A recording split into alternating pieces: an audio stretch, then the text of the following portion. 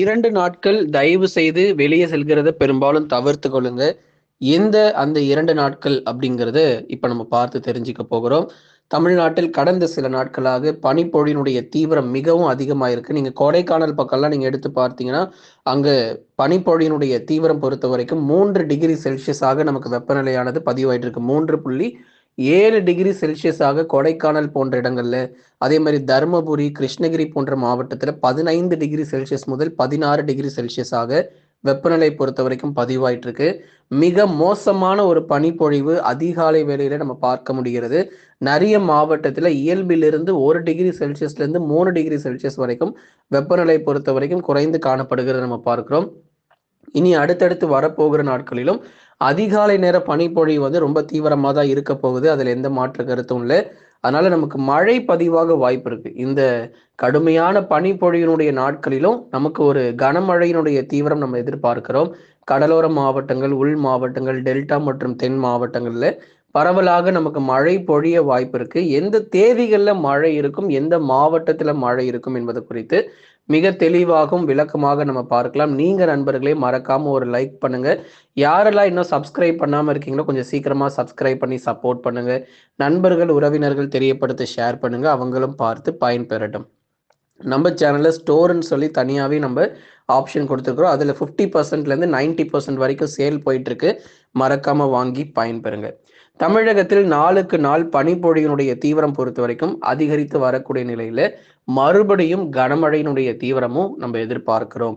இப்பதான் நம்ம சொல்லியிருந்தோம் எங்கெல்லாம் அதிக பனிப்பொழிவு வந்து பதிவாகிட்டு வருது அப்படின்னு சொல்லி மேற்கு தொடர்ச்சி மலையொட்டிய மாவட்டங்களாகட்டும், அதே மாதிரி வட தமிழக உள் மாவட்டங்களாகட்டும், இந்த 2 பகுதிகளிலுமே அதிகாலை வேளையில ரொம்ப ரொம்ப தீவிரமான பனிப்பொழிவுகள், குளிருடைய தாக்கம் பொறுத்தவரைக்கும் கடந்த டிசம்பர் ஒப்பிடும்போது ஜனவரியில ரொம்ப தீவிரமாகவும், மிக மோசமாகவும் காணப்பட்டு வருகிறது.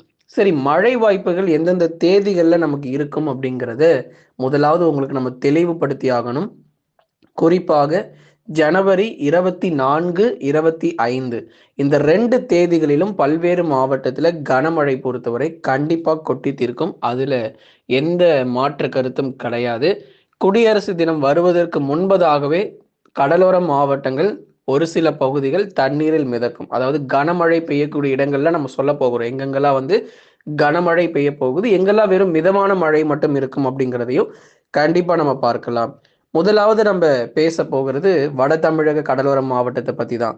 ஏன்னா இங்க தான் நமக்கு மழையினுடைய தீவிரமும் சற்று வலுவாக இருக்கு. குறிப்பாக வட தமிழக கடலோரத்தில் இருக்கக்கூடிய கடலூர், விழுப்புரம், புதுச்சேரி மற்றும் காரைக்கால், கள்ளக்குறிச்சி, விழுப்புரம் மாவட்டங்கள் இங்க எல்லா பகுதிகளுமே இந்த இடங்கள் தான் கனமழையினுடைய தீவிரம் சற்று வலுவாக இருக்கலாம் என்ற எதிர்பார்ப்பு இருக்கு. அதே மாதிரி சென்னை, திருவள்ளூர், காஞ்சிபுரம், செங்கல்பட்டுல மிதமான மழை வரைக்கும் எதிர்பார்ப்புகள் உண்டு.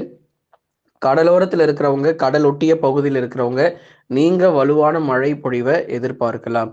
உதாரணமா இப்ப கடலூர், விழுப்புரம் போன்ற மாவட்டத்துல கடலோரம் மற்றும் கடல் ஒட்டிய பகுதிகளில் கனமழையும், மற்ற கடலூர் மாவட்டத்தினுடைய மேற்கு பகுதி, விழுப்புரம் மாவட்டத்தினுடைய மேற்கு பகுதி இங்கெல்லாம் வந்து மிதமான மழை மட்டும் பதிவாகக்கூடும்.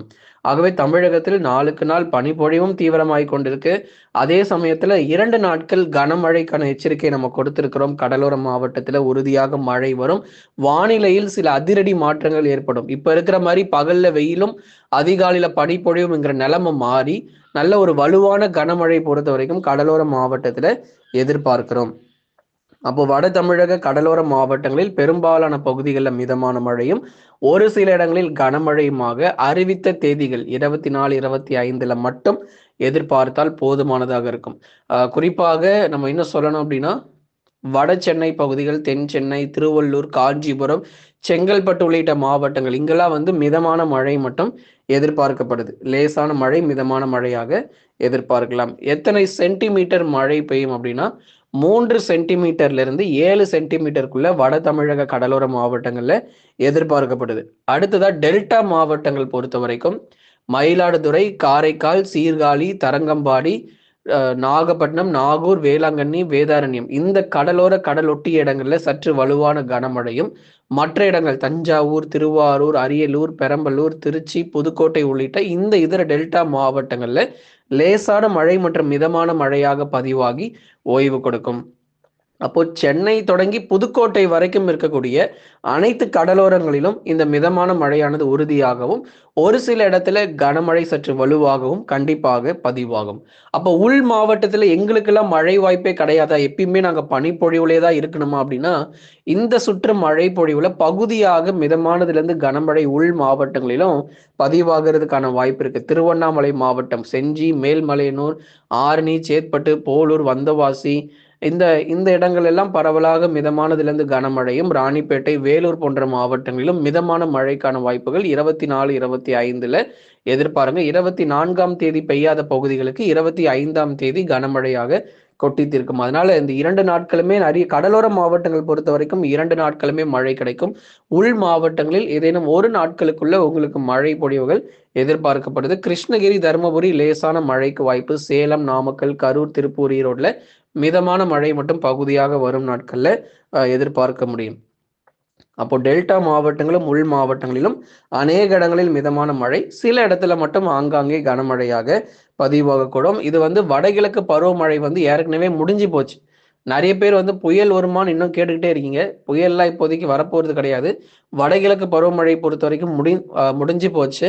இந்த வடகிழக்கு பருவமழை, அந்த வடகிழக்கு பருவ காற்றானது திசை மாற்றங்கள் ஏற்பட்டு கொண்டிருக்கிறதுனால நமக்கு மழை பொழிவுகள் கணிசமாக வரும் நாட்கள் அதிகரிக்கும். ஏன்னா வங்கக்கடல்ல இருந்து நேரடியாக வீசக்கூடிய வடகிழக்கு பருவக்காற்று இப்போ கொஞ்சம் கொஞ்சமாக அதனுடைய காற்றுடைய திசையை மாற்றி வருகிறது. அப்போ காற்றுடைய திசை மாறும் பொழுது சில மேகக்கூட்டங்கள் உருவாகி நமக்கு மழை பொழிவாக கொடுக்கும். அதை தான் நம்ம இப்போ தொடர்ந்து பார்த்துட்டு இருக்கிறோம். வரக்கூடிய நாட்கள்ல மழை பொழிவாக இருக்கும். அப்புறம் படிப்படியாக மொத்தமா நம்ம காற்றுடைய திசை முழுவதுமாக மாறிய பிறகு கோடை காலம் அப்படிங்கிறது நமக்கு தொடங்க ஆரம்பிச்சிடும். இந்த வருஷம் கோடை காலம் மழை பொழிவு, வெப்பசலன இடிமழை எப்படி இருக்குங்கிறத வரும் நாட்கள்ல நிச்சயமா நம்ம சொல்றோம். ஏன்னா கோடை வெயில் பொறுத்த வரைக்கும் மார்ச் முதல் வாரத்துல இருந்து இந்த வருஷம் ரொம்ப தீவிரமா இருக்க போகுது. ரொம்ப உஷாரா இருந்துக்கோங்க. வரும் நாட்கள்ல கோடை வெயில் பத்தி நம்ம தனியாவே உங்ககிட்ட நம்ம பேசுகிறோம். ஏன்னா நமக்கு வரலாறு காணாத மழையும் இருக்கும், அதே மாதிரி வரலாறு காணாத வெயிலும் பதிவாகிறதுக்கான வாய்ப்பும் இனி அடுத்தடுத்து வரப்போகிற நாட்கள்ல இருக்க போகுது. தென் மாவட்ட பகுதிகளில் அறிவித்த தேதிகளில் மிதமான மழை மட்டும் எதிர்பார்த்தால் போதும். குறிப்பா மதுரை, திண்டுக்கல், விருதுநகர், சிவகங்கை, ராமநாதபுரம், தூத்துக்குடி, திருநெல்வேலி உள்ளிட்ட தென் மாவட்டங்களில் அறிவித்த பகுதிகளில் மட்டும் பரவலாக அறிவித்த தேதிகளில் மட்டும் மிதமான மழை அல்லது லேசான மழை. தென் மாவட்டங்களில் பெரிதளவுல பாதிப்பு கிடையாது. லேசான மற்றும் மிதமான மழை மட்டும் பகுதியாக ஒதுக்கி நமக்கு பதிவாகும். அதாவது அநேக இடங்கள்ல பகுதியான மழை பொழிவாக தான் இருக்கும். ஒரு சில மாவட்டங்கள் நீங்க எடுத்து பார்த்தீங்கன்னா ஆங்காங்கே விட்டு விட்டு லேசான மற்றும் மிதமான மழையாக தென் மாவட்டங்களிலும் பதிவாகிறதுக்கான வாய்ப்புகள் இருக்கிறது. மேற்கு தொடர்ச்சி மலையொட்டிய மாவட்டங்களில் கடும் பனிப்பொழிவு தீவிரமாக வாய்ப்பு இருக்கு. பகுதியாக லேசான மழை அல்லது மிதமான மழை இனி வரும் நாட்கள் இருக்கும். கன்னியாகுமரி, தேனி, தென்காசி, நீலகிரி, கோயம்புத்தூர்ல பனிப்பொழிவு ரொம்ப அதிகம். உஷாராகிடுங்க. மழை பொழிவு அதிகம் எதிர்பார்க்க முடியாது. அதற்கு பதிலாக பனிப்பொழிவு ரொம்ப தீவிரம் இருக்கும். கடந்த 24 மணி நேரத்தில் பதிவான குறைஞ்சபட்ச வெப்பநிலை பொறுத்தவரை தருமபுரி மாவட்டத்தில் 16 டிகிரி செல்சியஸும், கொடைக்கானலில் 3.9 டிகிரி செல்சியஸும் பதிவாகியிருக்கு. பாருங்க, கொடைக்கானல்ல பாருங்க எவ்வளவு வெப்பநிலை குறைந்த பதிவு. 3.9 டிகிரி செல்சியஸ் மட்டுமே கொடைக்கானல் பகுதிகளில் வெப்பநிலை பொறுத்த வரைக்கும் பதிவாயிற்று. கடுமையான குளிருடைய தாக்கம் கொடைக்கானல் பகுதிகளை நம்ம பார்க்கிறோம். இனி வரும் நாட்களிலும் இயல்பிலிருந்து வெப்பநிலை குறையும் அப்படிங்கிறதுனால சற்றே உஷாராக இருங்க நண்பர்களே. லைக் பண்ணுங்க, மறக்காம சப்ஸ்கிரைப் பண்ணி தொடர்ந்து சப்போர்ட் பண்ணுங்க.